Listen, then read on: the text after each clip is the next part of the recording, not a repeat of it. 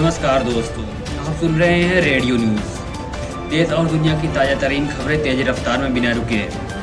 आज की बड़ी हलचल। क्या आपका नाम वोटर लिस्ट से गायब हो चुका है?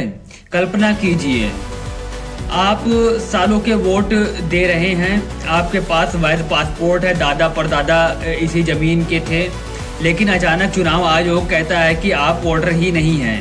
उड़ीसा में 1-2 नहीं बल्कि 9.8 लाख लोगों के साथ यही हुआ है। क्या यह कोई तकनीकी गलती है या लोकतंत्र के सबसे बड़े अधिकार पर सीधी डकैती? आइए जानते हैं आज की इस खास रिपोर्ट में।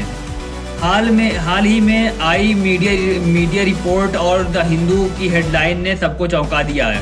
उड़ीसा में इलेक्टोरल मैपिंग के नाम पर करीब 10 लाख मतदाताओं के नाम काट दिए गए।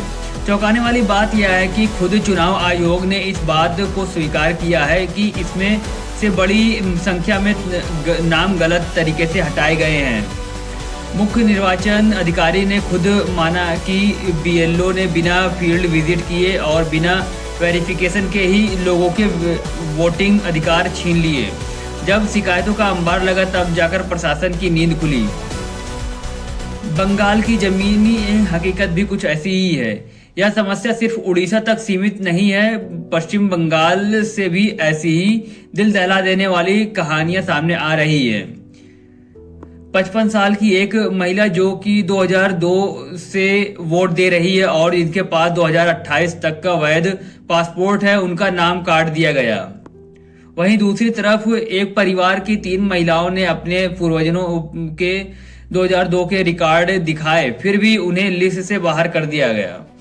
वहीं एक तरफ एक अन्य मामले में 10वीं का सर्टिफिकेट और जन्म प्रमाण पत्र देने के बावजूद चुनाव आयोग के अधिकारियों ने नाम बहाल करने से इनकार कर दिया। सिस्टम की लापरवाही पर सवाल उठता है कि नियम तो यह कहता है कि किसी का भी नाम हटाने से पहले उसे नोटिस भेजा जाना चाहिए, घर घर जाकर जांच होनी चाहिए, लेकिन यहाँ तो लाखों फॉर्म बिना किसी ठोस जांच के ही स्वीकार कर लिए गए। अब चुनाव आयोग कह रहा है कि वे कम से कम 50% मामलों का दोबारा फिजिकल वेरिफिकेशन करेंगे, लेकिन सवाल यह है कि 100% क्यों नहीं? क्या बाकी के 50% लोग अपने संवैधानिक अधिकार के हकदार नहीं हैं? वोट देना सिर्फ एक प्रक्रिया नहीं, यह एक नागरिक की ताकत है। अगर बिना किसी वाजिब कारण के लाखों लोगों से यह ताकत छीनी जा रही है तो यह सिस्टम की सबसे बड़ी विफलता है।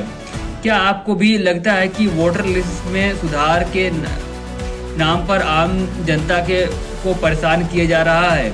अपनी राय कमेंट बॉक्स में जरूर दीजिए। धन्यवाद।